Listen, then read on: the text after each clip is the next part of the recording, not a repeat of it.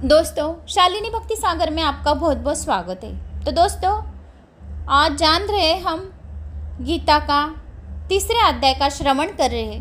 पहले अध्याय में मैंने आपको श्रीमद् भागवत गीता का श्रवण कराया, दूसरे अध्याय का श्रवण कराया। पहले अध्याय में सुशर्मा कौन था, किस जाति का था, उसको मृत्यु कैसे आई, फिर वो बैल कैसे हुआ, फिर वो बैल से उसका कौन सा वेश्या ने कौन सा पुण्य दान किया, फिर उसको जब वो बड़ा हुआ तो उसको पूर्व जन्मांतर याद था, फिर वो वेश्या के पास गया, फिर वेश्या ने बताया, वेश्या और वह सुशर्मा था वह दोनों तोते के पास गए। फिर तोते ने बताया कि मैं मूर्छित होकर सड़क पर गिर गया था, फिर किसी ऋषि मुनि ने मुझे आश्रम में उठाकर लाया।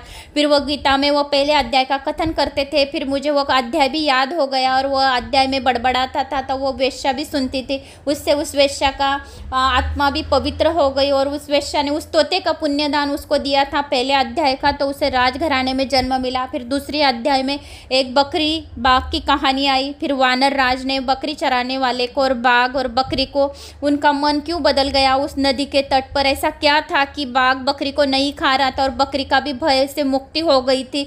फिर उस शिवलिंग पर नदी के तट पर ब्रह्मा जी ने स्वयं शिव ने शिवलिंग स्थापन की थी। फिर उससे वहाँ एक देव शर्मा नामक था, वो पूजा करता था और वह पूजा करते करके जब आगे उसने गीता का दूसरा अध्याय वहाँ लिखा दिया था वही नदी के किनारों पर, तो वह अध्याय का वह हमेशा श्रवण करने मात्र से ही उनकी भय से मुक्ति हो गई। ऐसे मैंने ऐसे आपको बहुत सारी उसमें समझाया है पहले और दूसरे अध्याय का।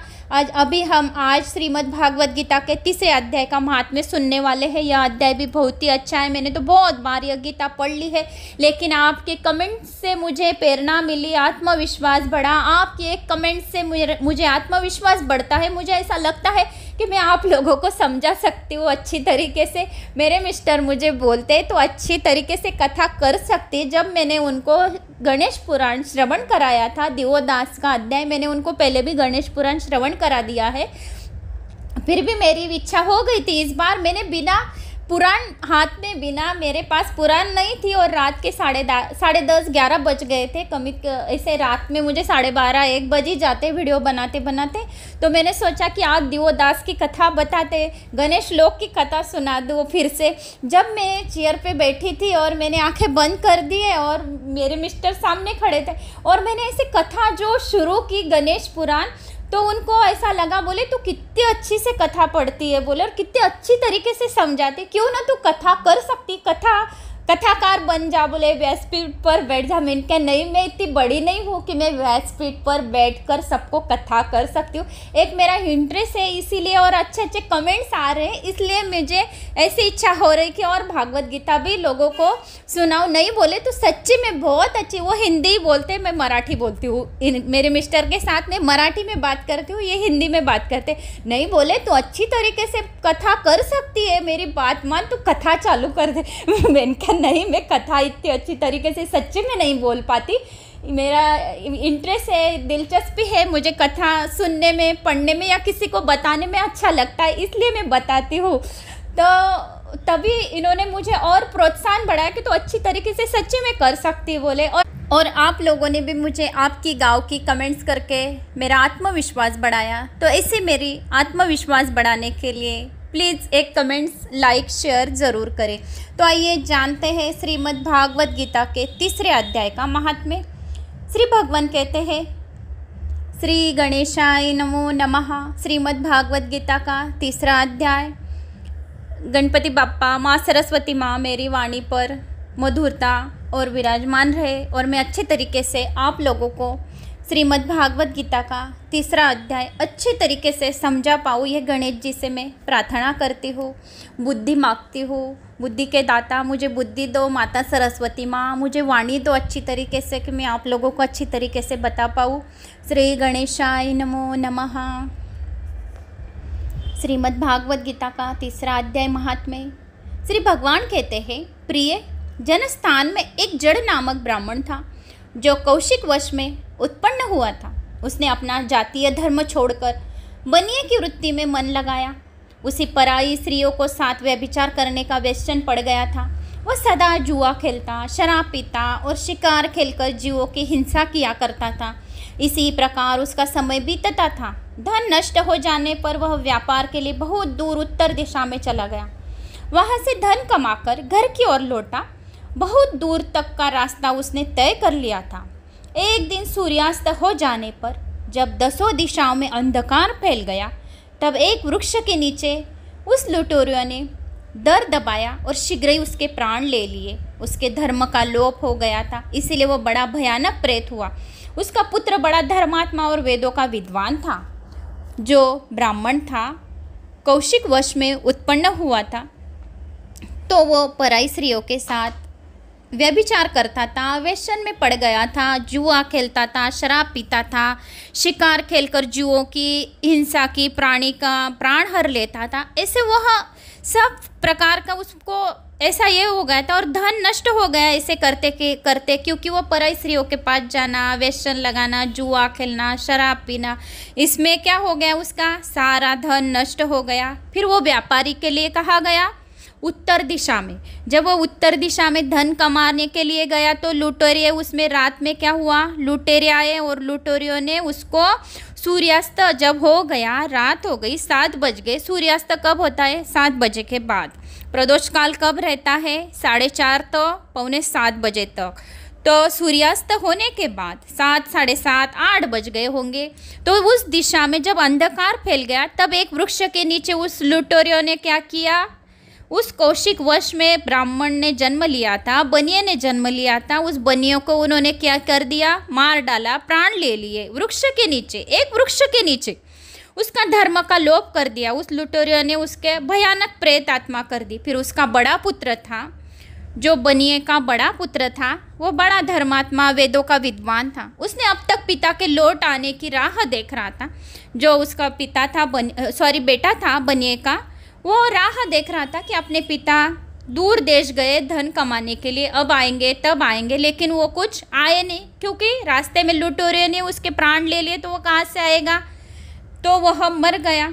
फिर उसका बड़ा पुत्र जो धर्मात्मा वेदों का विद्वान था, उसने अब तक क्यों नहीं आए, राह देख देख कर वो न जाने उसका मन बेचैन हो रहा। जब वह नहीं आए तब उनका पता लगाने के लिए वो स्वयं ही घर छोड़कर निकल गया कि भाई अपने पिताजी जो धन कमाने के लिए गए थे उत्तर दिशा की ओर, तो क्यों नहीं आए। तो वह उनको ढूंढने के लिए वो अभी निकल गया और वह भी स्वयं भी घर छोड़कर चल दिया। वह प्रतिदिन खोज करता रहा, मगर राहगीरों से पूछने पर, रास्ते में राहगीर थे, कुछ आदमी थे, उनको पूछने पर उनका कुछ समाचार नहीं मिलता था। फिर तदनंतर एक दिन एक मनुष्य की उसकी भेंट हुई। तदनंतर एक दिन उनकी मनुष्य से भेंट हुई जो उसके पिता का सहायक था, उसका मित्र था। जब उसके धर्मात्मा उसका पुत्र था, तो उसकी एक मित्र से उसकी जब वो घर से निकला, रास्ते में सबको पूछता था कि मेरे पिताजी आपने देखे क्या, मेरे पिताजी आपने देखिए क्या। जो बनिया था उसका बड़ा बेटा, वो उसको बाप को ढूंढने के लिए निकला। तब उसको रास्ते में एक मनुष्य से उसकी भेंट हुई जो उसके पिता का मित्र था। उससे सारा हाल जानकर उसने पिता की मृत्यु पर बहुत शोक किया। जो रास्ते में उसको मित्र मिला तो उन्होंने कहा कि तेरे पिताजी की तो लुटेरियों ने प्राण ले ली, वो तो मर गए। तब वह बहुत शोक किया उसने। वह बड़ा बुद्धिमानी था, लेकिन जो उसका बड़ा पुत्र था वो धर्मात्मा वेदों का विद्वान था, ज्ञान था उसको वेदों का। तब वह बहुत कुछ सोच विचार कर पिता का परलौकिक कर्म करने की इच्छा से आवश्यक सामग्री साथ में उसने काशी जाने का विचार किया। जो बड़ा बेटा था, विद्वान था, उसने सोचा कि लुटेरियों ने मेरे पिताजी का प्राण ले लिया, उनके कुछ भाई ये नहीं किए होंगे, कर्म नहीं किए होंगे, परलौकिक गए अपने पिता, तो उनका कहाँ जलाया होगा, उनकी हड्डियाँ कहाँ होंगी, अस्थियाँ कहाँ डाली होंगी, ऐसे वो बहुत विचार करने लगा। फिर उसने परलौकिक कर्म करने की, परलौकिक यानी पितरों की, अपन बोलते ना अपने पितर जो नरक यातना में पड़े हैं उनको बाहर निकालने की, उनको नरक यातना में से अगर वो निकल गए तो उनको मोक्ष की प्राप्ति होगी। तो अपने को पितर अच्छे आशीर्वाद देंगे और इससे हमारा अच्छा होगा। आशीर्वाद पितरों का भी बहुत ज़रूरी है दोस्तों।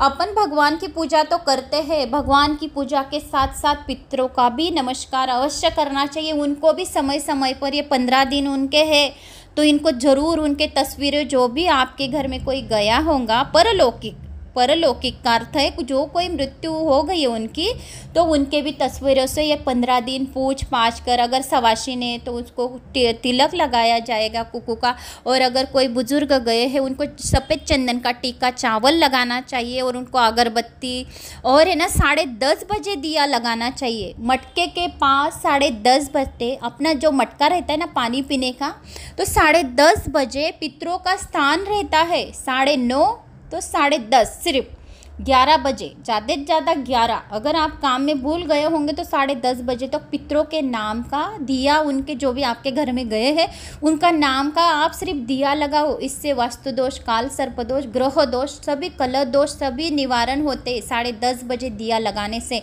लंबी बाती का कमेंट्स आती, फिर गोल बाती लगाओ, लंबी बाती लगाओ, तो लंबी बाती का दिया लगाने से लंबे समय तक पितरों का हमारा पुण्य कमा रहेगा, जन्म जन्मों तक, लंबे समय तक कभी न खत्म होने वाला लंबी बाती। इसीलिए कुल देवता को, अगर कुल देवता की आरती कर रहे, कुल देवता को दिया लगा रहे तो लंबी बाती, देवियों को दिया लगा रहे लंबी बाती, देवों को दिया लगा रहे, कृष्ण भगवान, विष्णु भगवान, राम भगवान, गजानन महाराज जो भी है, गणपति है, शंकर जी जो भी है, देवों के लिए गोल बाती, देवियों के लिए लंबी बाती, तुलसी के पास लंबी बाती, लक्ष्मी जी को लंबे समय तक, लक्ष्मी जी हमारे पास अखंड चिरकाल चाहिए, लक्ष्मी जी को लंबी बाती, महाकाली कुल देवता माता को लंबी बाती। तो पितरों को 10:30 बजे लंबी बाती का दिया अपने मटके के पास लगाने से पितृदोष खत्म होते हैं।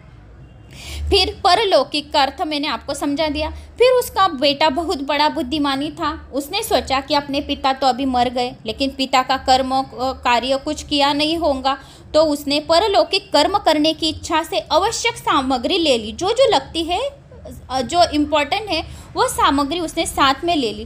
फिर काशी जाने का विचार किया। सबसे महत्वपूर्ण है परलौकिक के लिए काशी।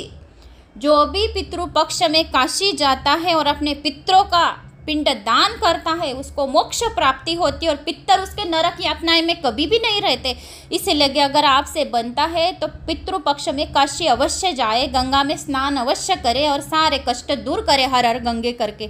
फिर काशी जाने का उसने विचार किया। मार्ग में 7-8 मुक्काम डालकर वह 90 दिन उसी वृक्ष के नीचे पहुंचा जहाँ उसका जो बनिया था, जहाँ लुटेरियों ने उसको मार डाला था। वह उसका बेटा पुत्र बड़ा धर्मात्मा वेद का विद्वान था।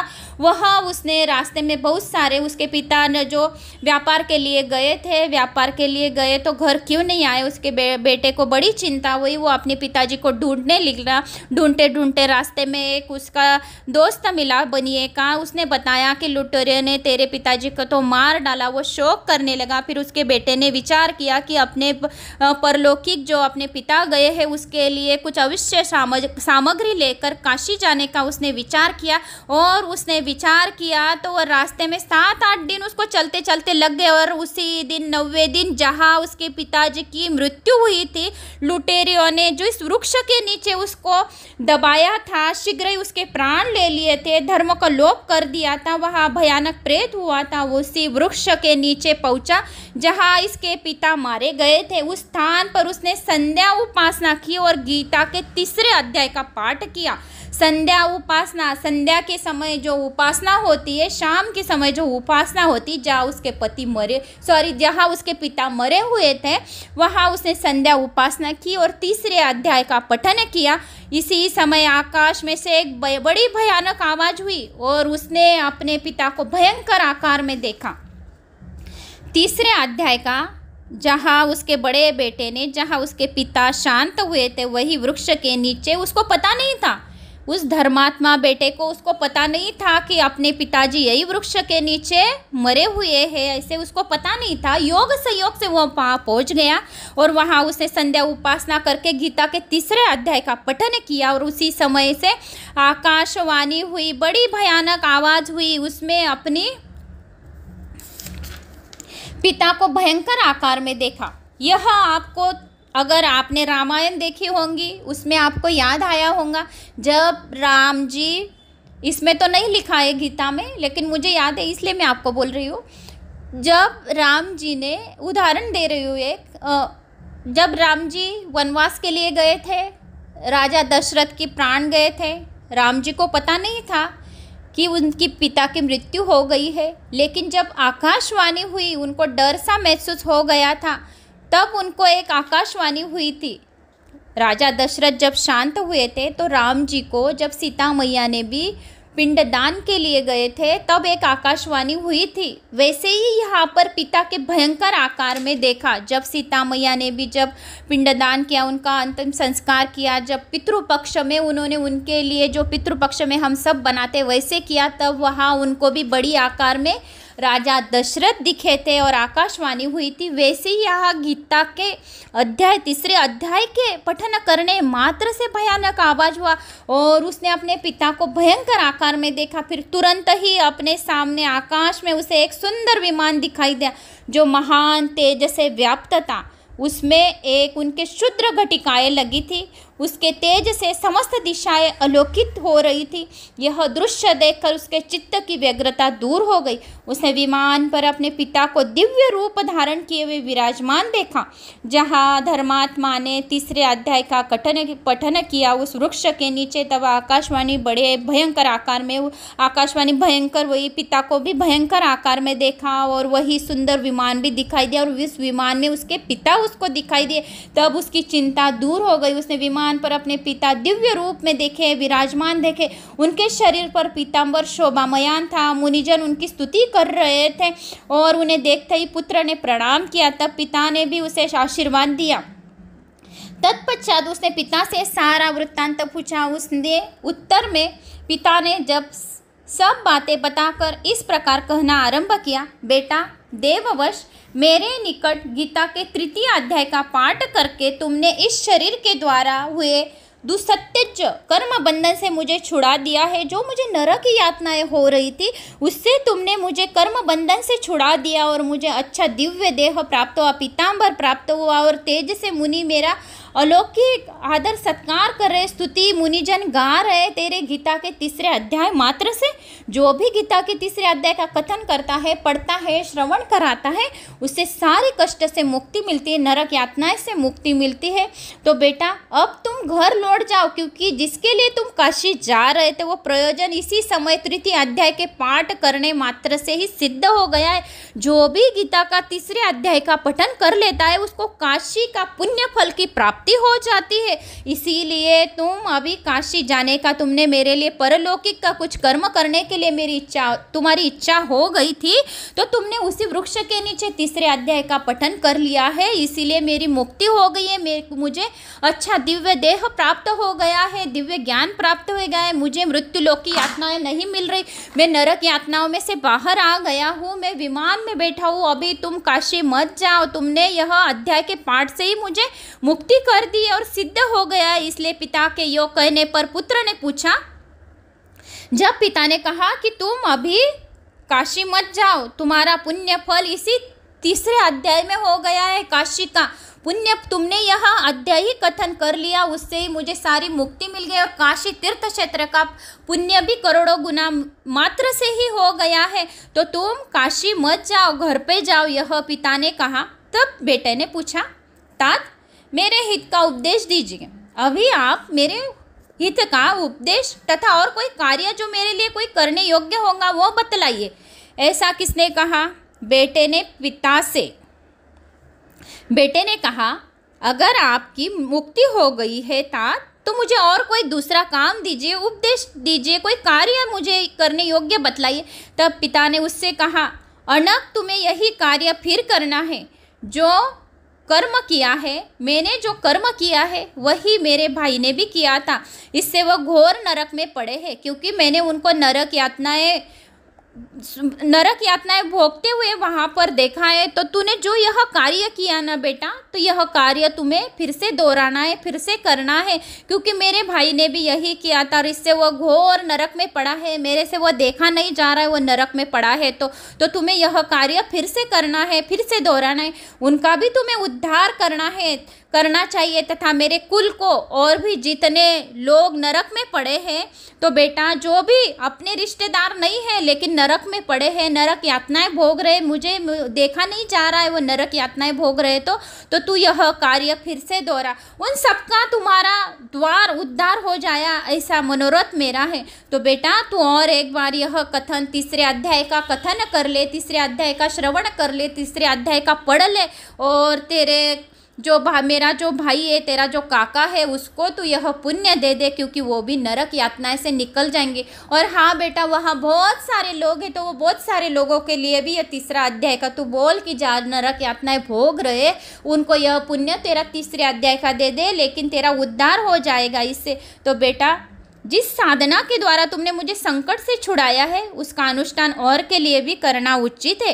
तूने जैसा मेरे लिए किया वैसे तेरे काका के लिए कर, जैसे तू तेरा कोई और परिचित है सबके लिए कर। अगर तू ये करेगा तो तेरा उद्धार हो जाएगा। इस अनुष्ठान से, इस कथन करने मात्र से यह तीसरे अध्याय को श्रवण करने वाला बहुत पुण्यवान व्यक्ति होता है, जो यह कथन करता है। जिसके बहुत सारे कहीं जन्म के पुण्य होंगे वही तीसरे अध्याय को कथन करते हैं। ऐसे उन्होंने उसके बाप ने बेटे से कहा, तो तू एक बार फिर से यह अध्याय पढ़ ले, ताकि वह नरकगामी जीवों का जो नरक यातनाएं कर रही वो मुक्त हो जाए, और उनको संकल्प करके तू तेरा तीसरे अध्याय का पुण्य उनको दे दे, जिससे उनकी मुक्ति हो जाए और वह नरक यातनाएं से छूट जाए। ऐसा उसके बाप ने बेटे ने, दोनों में यह संवाद चलता रहा। तो फिर से वह बेटे ने यही अध्याय दोहराया, और वही उसके काका को भी उसने यही पुण्य तीसरे अध्याय का दिया। और सभी लोग जो यहाँ पे नरक यातनाएं वहाँ पे भोग रहे थे, उनको भी उन्होंने तीसरे अध्याय का पुण्य दिया। इससे उसका मुक्ति हुई, और सुनने वाला, पढ़ने वाले की भी मुक्ति होती है, इसे कहा गया है। तो समस्त पूर्वज की तरह यातनाएं से मुक्त हो और स्वकाल में श्री विष्णु के परम पद को प्राप्त हो जाएंगे, ऐसा कहा। पिता का यह संदेश सुनकर पुत्र ने कहा, पिता का यह संदेश सुनकर पुत्र ने कहा, तात यदि ऐसी बात है और आपकी भी ऐसी इच्छा है, तो मैं समस्त जीवों की नरक से उद्धार कर दूंगा। जितने भी वहाँ नरक में पड़े हुए उनको सबका उद्धार कर दूंगा। यह सुनकर उसके पिता बोले, बेटा एवं अस्तु, तुम्हारा कल्याण हो, मेरा अत्यंत प्रिय कार्य संपन्न हो गया है, क्योंकि मेरा भाई भी वहाँ नरक यातनाएं भोग रहा था। तुमने तीसरे अध्याय का कथन किया, उससे मुझे तो मुक्ति मिल गई, मैं तो बाहर आ गया नरक यातना से। लेकिन वो मेरे सामने मेरा भाई जो पड़ा था, वो नरक यातनाएं में उसको घोर यातनाएं भोगनी पड़ रही थी, और वहाँ घोर यातनाओं में बहुत सारे लोग भी पड़े थे। वो मुझे देखा नहीं जा रहा था, क्योंकि तू मेरा बेटा था, तो मुझे ढूंढने निकला, और जिसकी लुटेरी ने मुझे मेरे प्राण ले लिए, और वही वृक्ष के नीचे तूने तीसरा अध्याय किया, उससे मेरी मुक्ति हुई। मैं तुझे मिला, तुझे मेरी तस्वीर दिखी, तू काशी में जा रहा था, लेकिन काशी मत जा मेरे बेटे, तू काशी मत जा। काशी जितना तूने यह कथन किया यह अध्याय को, उतना पुण्य ही तुझे इस काशी क्षेत्र का पुण्य इस अध्याय के श्रवण करने मात्र से मिल गया है। तो तू मेरा, तब बेटे ने कहा तू घर पे चला जा। लेकिन जब मेरा एक बेटे ने कहा कि मुझे और कोई उपदेश है क्या पिताजी, कोई और कार्य है क्या? तब पिताजी ने कहा, तो फिर बेटा तू बोल रहा है तेरा उपदेश और कोई चाहिए तुझे कुछ कार्य करना है, तो मेरा भाई जो पड़ा है तो उसके भी बाहर निकालो, और जो लोग पड़े हैं उनको भी बाहर निकालो। इतने में ही तेरा सारे कर्ज से छुट्टी मिल जाएगी, और सारे नरक यातनाएं से सारे छुट्टी मिलकर नरक यातना से बाहर निकलकर उनको भी वैकुंठ लोक की प्राप्ति होगी। और तब उन्होंने कहा कि बेटा एवं अस्तु, तुम्हारा कल्याण हो, तुम अत्यंत प्रिय कार्य कर रहे हो। इस प्रकार पुत्र को आश्वासन देकर उसके पिता भगवान विष्णु के परम धाम को चले गए। तत्पश्चात भी वह लौटकर जनस्थान में आया, और परम सुंदर भगवान श्री कृष्ण के मंदिर में उनके समक्ष बैठकर पिता के आदेशानुसार गीता के तीसरे अध्याय का पाठ करने लगा। उसने नारी की जीवों का उद्धार करने की इच्छा से गीता पाठ जनित सारा पुण्य संकल्प कर दे दिया। इसी बीच में भगवान विष्णु के दूत यातना भोगने वाले के नार की जीवों को छुड़ाने के लिए यमराज के पास आए। तीसरे अध्याय का संकल्प करके बेटे ने सारा पुण्य सबको दे दिया। इसी कहने पर भगवान विष्णु के दूत नरक यातनाओं से उन सब लोग को नरक यातनाओं से छुड़ाने के लिए वहाँ पहुँचे। यमराज ने नाना प्रकार के सत्कारों से उनका पूजन किया, और कुशल पूछी से वे बोले, धर्मराज हम लोगों के लिए सब और आनंद ही आनंद है। इसी प्रकार सत्कार करके पितृलोक के सम्राट पर बुद्धिमान यम ने विष्णुदूतों से यमलोक को आने का कारण पूछा। तब विष्णुदूतों ने कहा, यमराज, शेष शैया पर शयन करने वाले भगवान विष्णु ने हम लोगों को आपके पास कुछ संदेश देने के लिए भेजा है।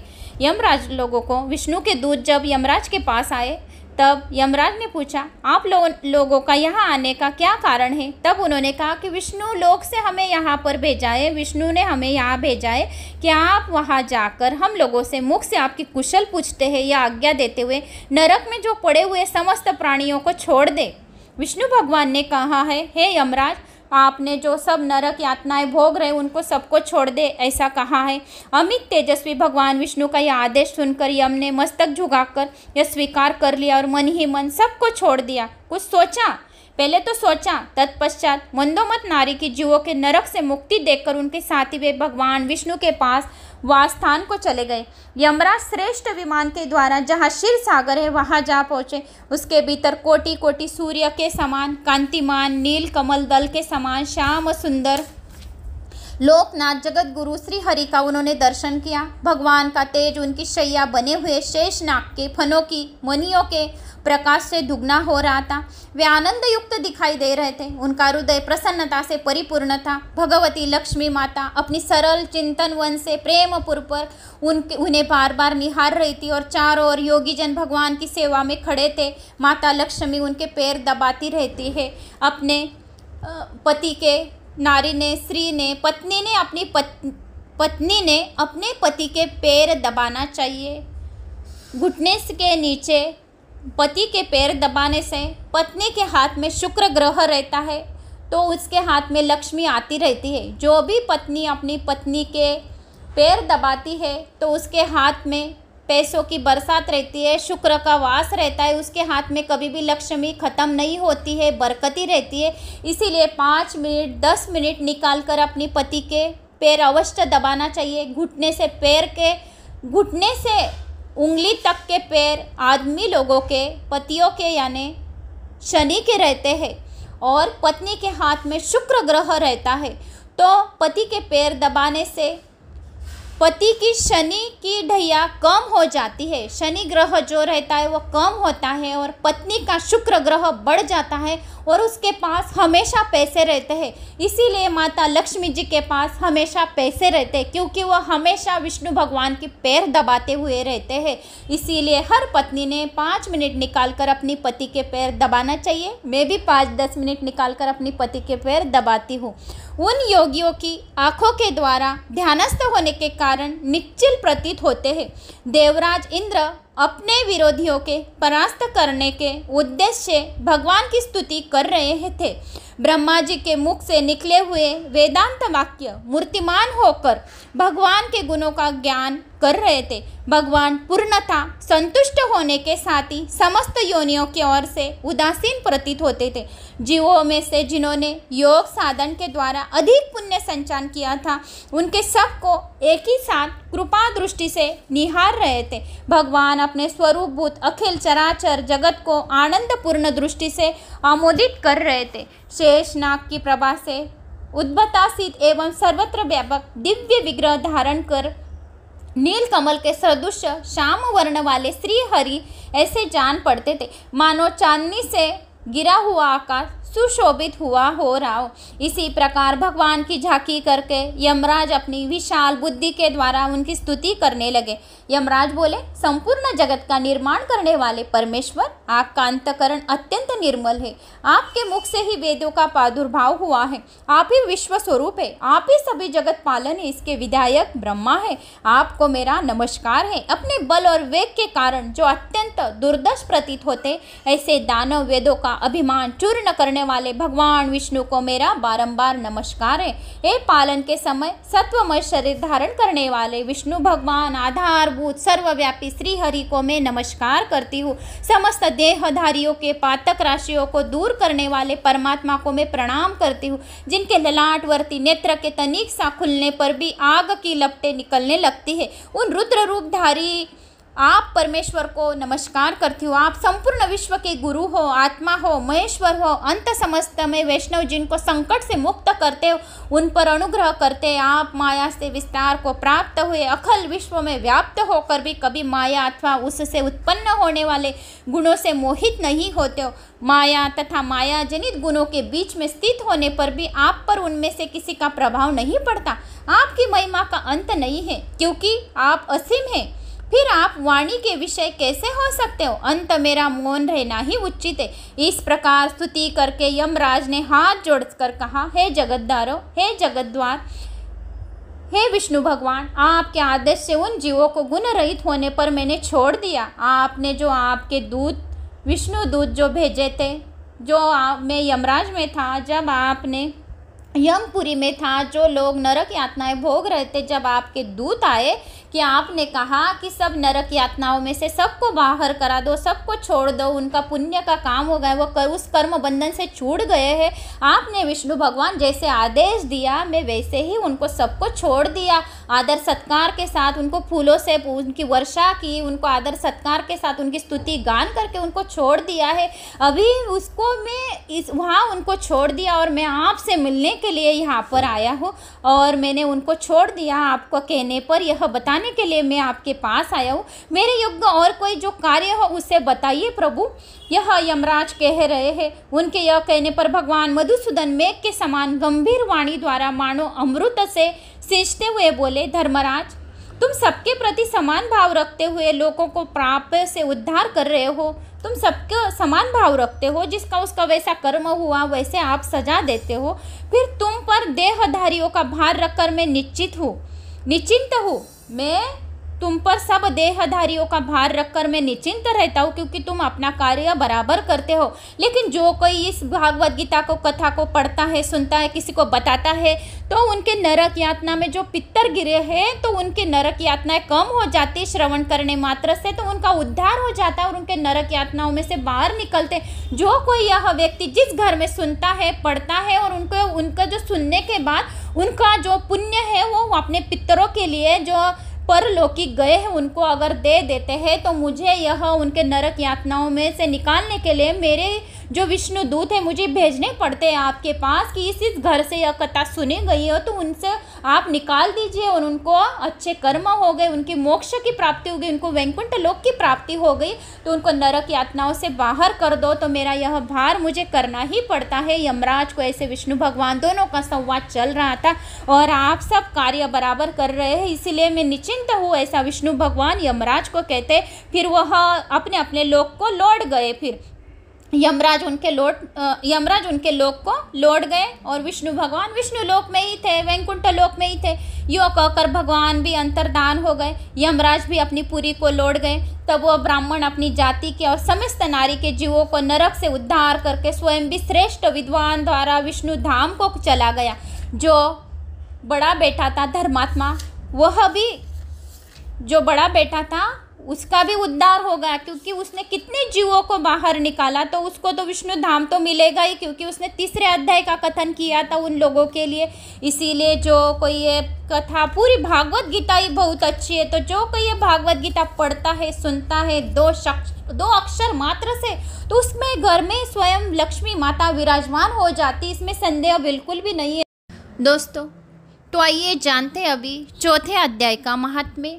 श्रीमद् भागवत गीता के तीसरे अध्याय में हमने श्रवण किया कि आपने तो देखा ही होगा, सुना ही होगा कि तीसरे अध्याय का अगर हमने संकल्प करके अपने पितरों के लिए अगर जो पुण्य, जो भागवत गीता का तीसरा अध्याय का पुण्य अगर हमने अपने पितरों के लिए दिया तो मोक्ष प्राप्ति होती है और हमें काशी विश्वनाथ का पुण्य फल की इतनी प्राप्ति हो जाती है। यह आपने तीसरे अध्याय में श्रवण किया। तो अभी हम जानते श्रीमद् भागवत गीता के चौथे अध्याय का महात्म्य। श्री गणेशाय नमो नमः। हे गणपति बाप्पा, हे श्री गणेश जी, मुझे अच्छी सी बुद्धि दो कि मैं यह सब अध्याय सबको अच्छे तरीके से समझा सकूं और माता सरस्वती मेरी वाणी में मधुरता भर दे कि यह कथन जो भी मैं आपको श्रवण करा रही हूँ वो अच्छे से मुझे याद होकर मैं आपको बता सकूं। यह मैं आपसे प्रार्थना करती हूँ गणेश जी और माता सरस्वती जी से। श्री गणेशाय नमो नमः। श्रीमद् भागवत गीता के चौथे अध्याय का महात्म्य। श्री भगवान कहते हैं, प्रिय, अब मैं चौथे अध्याय का महात्म्य बतलाता हूँ, सुनो। भागीरथी के तट पर बनारस नाम की एक पुरी है। वहाँ विश्वनाथ जी के मंदिर में भरत नाम के एक योगनिष्ठ महात्मा रहते थे, जो प्रतिदिन आत्मचिंतन में तत्पर हो आदरपूर्वक गीता के चतुर्थ अध्याय का पाठ किया करते थे। उसके अभ्यास से उनका अंतकरण निर्मल हो गया था। वे शीत उष्ण आदि द्वंद्वों से कभी व्यतीत नहीं होते थे। एक समय की बात है, वे तपोधन नगर की सीमा में स्थित देवताओं का दर्शन करने की इच्छा से भ्रमण करते हुए नगर से बाहर निकल गए। वहाँ बेर के 2 वृक्ष थे। उन्हीं की जड़ में वे विश्राम करने लगे। एक वृक्ष की जड़ में उन्होंने अपना मस्तक रखा था और दूसरे वृक्ष के मूल में उनका एक पैर टिका हुआ था। थोड़ी देर बाद जब वे तपस्वी चले गए, तब वे दोनों वृक्ष 5 ही 6 दिनों के भीतर सूख गए। उनमें पत्ते और डालियां भी नहीं रही। तत्पश्चात वे दोनों वृक्ष कहीं ब्राह्मण के पवित्र गृह में 2 कन्याओं के रूप में उत्पन्न हुए। वे दोनों कन्याएं जब बढ़कर 7 वर्ष की हो गई, तब एक दिन उन्होंने दूर देशों से घूम कर आते हुए भरत मुनि को देखा। उन्हें देखते ही वे दोनों उनके चरणों में पड़ गई और मीठी वाणी में बोली, आपकी कृपा से हम दोनों का उद्धार हुआ है। जो बेर योनि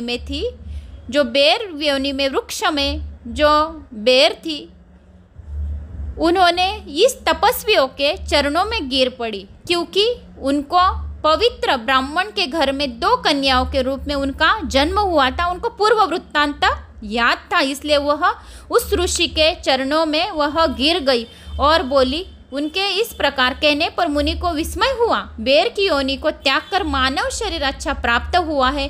आपकी वजह से मुझे यह मानव शरीर प्राप्त हुआ है। उसकी कृपा से वह मीठी वाणी में बोली, तो पुत्रियों, मैंने कब और किस साधन से तुम्हें मुक्त किया था? साथ ही यह भी बताओ कि तुम्हारे बेर के वृक्ष योनि में आप जब थे, तो मैंने किस साधन से आपको मुक्त किया है? क्या कारण था? क्योंकि इस विषय में मुझे ज्ञात ही नहीं है।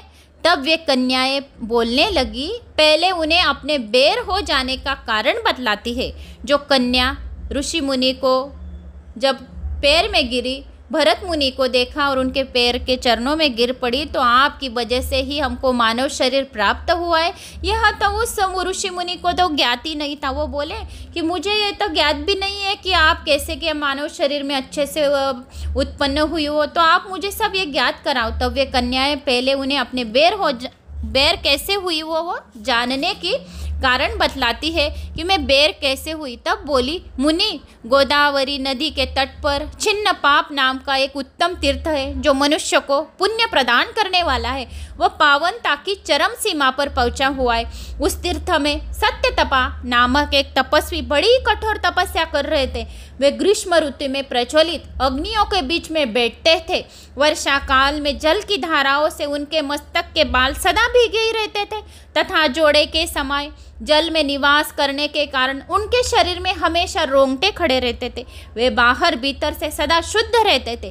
समय पर तपस्या करते तथा मन ही और इंद्रियों को संयम रखते हुए परम शांति प्राप्त करके आत्मा में ही रमण करते थे। वे अपनी विदिता के द्वारा जैसे व्याख्यान करते थे, उसे सुनने के लिए साक्षात ब्रह्मा जी भी प्रतिदिन उनके पास उपस्थित होते थे, प्रश्न करते थे।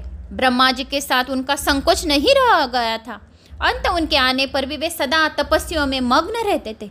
परमात्मा के ध्यान में निरंतर संलग्न रहने के कारण उनकी तपस्या सदा बढ़ती रहती थी।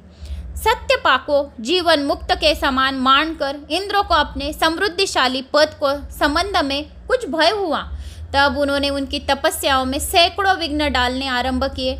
अप्सराओं के समुदाय से हम दोनों को बुलाकर इंद्र ने इस प्रकार आदेश दिया, तुम दोनों उस तपस्वी की तपस्या में विघ्न डालो जो मुझे इंद्र पद से हटाकर स्वयं स्वर्ग का राज्य भोगना चाहते हैं। इंद्र का यह आदेश पाकर हम दोनों उनसे सामने से चलकर गोदावरी तीर पर जहाँ वे मुनि तपस्या करते थे वही आए। वहाँ मंद एवं गंभीर स्वर से बजते हुए मृदुंड तथा मधुर वेणुनाद के साथ हम दोनों ने अन्य अप्सराओं सहित मधुर स्वर में गाना आरंभ किया। इतना ही नहीं, उन योनि महात्माओं के वश में करने के लिए हम लोग स्वर, ताल और लय के साथ नृत्य भी करने लगे। बीच बीच में जरा सा अचल खींचने पर उन्हें हमारी छाती भी दिख जाती थी। हम दोनों की उन्मत्त गति काम भाव का उद्दीपन करने वाली थी, किंतु उसने उन निर्विकार चित्त वाले महात्मा के मन में क्रोध का संचार कर लिया कि जो अचल खींचकर हमारी छाती दिख जाती थी, उनसे उनको एकदम क्रोध आ गया। तब उन्होंने हाथ से जल छोड़कर हमें क्रोधपूर्वक शाप दे दिया, अरे तुम दोनों गड्डा जी के तट पर बेर के वृक्ष हो जाओ। ऐसा उन ऋषि मुनियों ने, हमें महात्माओं ने श्राप दे दिया। यह सुनकर हम लोगों ने बड़ी विनय के साथ कहा, महात्मेन हमें माफ़ कर दो, हमें क्षमा कर दो, हम दोनों पराधीन थे, हमें इंद्र ने कहा था ऐसा वैसा। उन महात्माओं ने, उन दोनों कन्याओं ने ऐसा कहा। अंत में हमारे द्वारा जो दुष्कर्म बना है उसे आप क्षमा करें। योग होकर हमने मुनि को प्रसन्न कर लिया। तब उन पवित्र चित्त वाले मुनि ने हमारे शाप उद्धार की अवधि निश्चित करते हुए कहा, भरत मुनि के आने तक ही तुम पर यह शाप लागू होगा। उसके बाद तुम लोगों को मृत्यु लोक में जन्म होगा और पूर्व जन्म की स्मृति बनी रहेगी। यानी भरत मुनि जब आएंगे तभी तुम्हारा शाप लागू होगा और मृत्यु काल में जन्म होगा तो पूर्व जन्मान की स्मृति बनी रहेगी। यानी तुम्हारे कारण से हमको जो ये मानव योनि मिली है, आपके कारण से जो हम बेर की योनि में थे तो उनसे हमको जो मुक्तता मिली है, तो ये पूर्व जन्म का हमको स्मरण है, स्मृति है और वह बनी रहेगी। ऐसे हमें वो मुनियों ने, जो मुनि थे, उन्होंने हमको बताया था, महात्मा उन्होंने बताया था। मुने जिस समय हम दोनों बेर वृक्ष के रूप में खड़ी थी, उसी समय आपने हमारे समीप आकर गीता के 4थे अध्याय का जप करते हुए हमारा उद्धार किया था। अंत हम आपको प्रणाम करती है और आपने केवल शाप से ही नहीं, इस भयानक संसार से भी गीता के 4th अध्याय के पाठ द्वारा हमें मुक्त कर दिया है। हे भगवान, कहते हैं उन दोनों के इस प्रकार कहने पर मुनि बहुत ही प्रसन्न हुए और उनसे पूजित हो विदा लेकर जैसे आए थे वैसे ही चले गए और कहा कि जो कोई यह इस प्रतिदिन 4थे अध्याय का पाठ करता है वो बड़े बड़े पापों से मुक्ति मिल जाती है और उनके जो भी कष्ट है वो सारे हर लेते हैं और पितृदोष से भी उनको मुक्तता मिल जाती है। ऐसा उन मुनियों ने, महात्मा ने कहा और वह वहाँ से चले गए। तथा वे कन्याएं भी बड़े आदर के साथ प्रतिदिन गीता के 4th अध्याय का पाठ करने लगी, जिससे उनका उद्धार हो गया। तो दोस्तों, यह रहा भागवत गीता का 4th अध्याय जो मैंने आपको श्रवण कराया है। तो उम्मीद करती हूँ यह अध्याय आपको सारे अच्छे लगे होंगे। अच्छे लगे तो एक लाइक, चैनल को सब्सक्राइब, ज़्यादा से ज़्यादा लोगों को शेयर और अपने गांव का नाम कमेंट्स में ज़रूर करें कि आप कथा कहाँ से सुन रहे। इस कमेंट्स करके आपका गांव का नाम अवश्य लिखिए या ओम नमो भगवते वासुदेवाय नमः अवश्य करें। जय श्री महाकाल।